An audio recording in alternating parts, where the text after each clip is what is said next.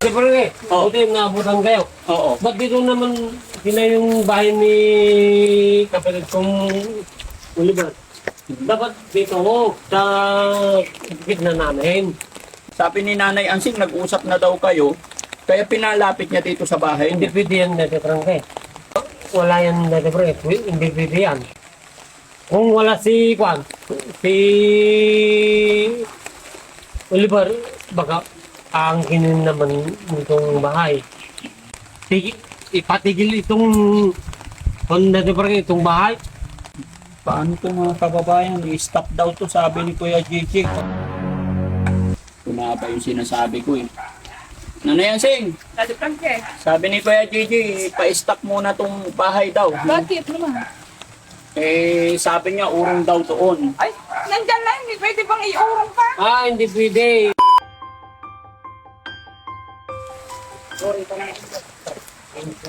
Oo. Ay, nandito si Kuya JJ. Pwede Pwede. Franke, Oo. buti naabutan kayo. Oo. Ba't dito naman sila yung bahay ni kapatid kong Oliver? Dapat dito ho, sa gitna namin. Kasi nung nilayout namin, wala ka, hinahanap kita. Sabi ni Nanay Ansing, nag-usap na daw kayo, kaya pinalapit niya dito sa bahay Hindi niya. pwede yan dati Franke.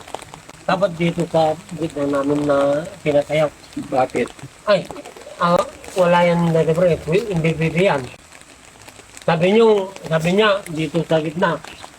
Ngayon, dito, hindi lapit naman ni Ansing yung bahay niya. Kung wala si Kwan, si Oliver, baka aangkinin naman itong bahay. Hindi ko alam kung anong pag-uusapan nyo dito kaya JJ. Kasi nung magli-layout kami, ang sabi niya sa akin, nag-usap-usap na daw kayong magkakapatid na dito na lang daw. Ay, Kaya hindi pwede yan, Dede Frankie. Basta ang sabi, ang usapan, sa gitna. Kaya nga sabi ko sa kanya, kung ganun pala na mangyayari na dito pala, dapat hindi ko na ginastusan yung kawayan eh. Pinatagal yung kawayan. Ngayon, ipinadikit naman sa bahay niya. Ba't ganun na yung Dede Frankie? Ipatigil itong Honda de Frankie, itong bahay. Ay, papatigil natin. Ipatigil yan. Dede Frankie, sabi nyo, sa gitna. Dito naman sa tabi naman ng bahay ni Hansing. Ay, tayo dyan. Hindi pwede yan, Dede Frankie. Kasi hinahanap kita nung araw ng layout eh. Eh wala ka, akala ko naman, kasi syempre sumusunod lang ako sa inyong magkakapatid, akala ko naman nagkasundo-sundo na kayo. Nasaan si Hansing? Ba't dito niya pinatay yung bahay ni Oliver? Hindi pwede yan, Dede Frankie. Paano to mga kababayan? I-stop daw to, sabi ni Kuya JJ. Wala. Sa bagay, tama naman kasi yung usapan talaga, kaya tinanggal yung kawayan dito. Dito po itatayo yung bahay. Pero nung nagpunta ako, wala ka kasi nun Kuya JJ, hindi pa kayo nag-usap. Sabi niya kasi, nag-usap na daw kayo. Ay, hindi, Dede Frankie. Walang usapan din ngayon yan. Ang usapan, sa gitna. Yung bahay namin. Oh. Pinaurong pa sa tabi ng bahay niya. Hindi pwede yan, Dede Frankie. Stop yung bahay ni Oliver. Forman, patawag nga si Nanay Ansing. Opo. Pasuyo.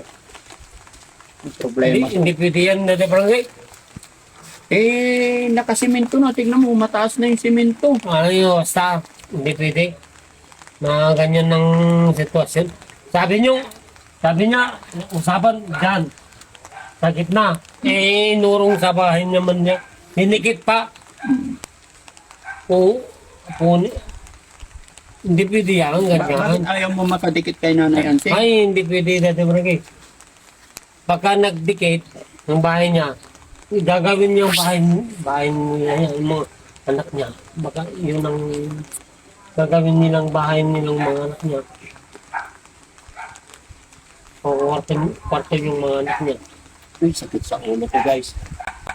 Tumaba yung sinasabi ko eh. Nanay Ansing, Dati Franke. sabi ni Kuya JJ, pa-stop muna tong bahay daw. Bakit naman? Eh, sabi niya, urong daw doon. Ay, Nandyan na, hindi pwede bang iurong pa? Hindi pwede. Basta dapat sana doon sa, doon sa mga gitna. Hindi pwede. Kasi ikaw din yung iniisip ko. Di ba sabi mo nga, yung pag nahati-hati itong lupa, o mamaya masakupan niya yung Kasi na- party mo. Ayaw daw niya kasing ilapit sa'yo kasi pag katagalan daw, baka kunin ng anak mo tong bahay daw. Ay, hindi ganyan, Daddy Frankie. Nakalapit nga sa bahay niya. Yung mga anak ko, hindi yan sakin yung mga anak ko, Daddy Frankie. Saka, Hindi, ate, nanayansing ako. Di ba, nung bago natin simulan tong bahay kasi, tinanong kita kung nag-usap-usap kayo. Sabi mo, nag-usap na kayo, napagkasunduan na kayo. Kaya hindi ko na hinintay si, nagtiwala ako sa'yo.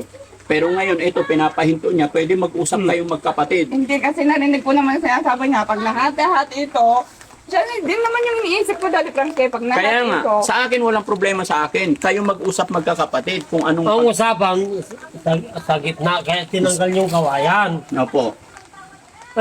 Ay, doon naman nakadikit sa bahay mo. Hindi na pwede Kung wala iurong silver, yan. di yung anak mo Ay, bahay. hindi, kuya. Yung mga anak ko hindi sakim. Tuturuan ko ng maayos ang mga anak ko na hindi lumaking sakim. Ayaw kong kamunatan niya yung ganyan na pagkasakim. Ay, hindi natin alam yan. Ay, hindi. Ay, ba't didikit mo sa bahay ni Lubar ka bahay mo? Hindi nga. Ang usapan dito sa gitna. Iniisip ko nga. Kasi pag mas malapit sa bahay ko, mas madali ko siyang mapupuntahan kung may kailangan siya. Wala, itigil ito. Dati brake. Itigil itong... Tigil lang kasi nabuo na. O, tingnan mo, taas na lang, halublag. Wala, tigil to. Dati brake. Wala, hindi na ako sa usapan. Wala ka maggastos dito kahit dito si Daddy Frank hindi naman nagbumagastos Kahit dito. na, dati brake. Itigil nyo ito. Ang usapan sa gitna. Hindi nga. Ay, umusog sa dimikit sa bahay niya ay kapit konting.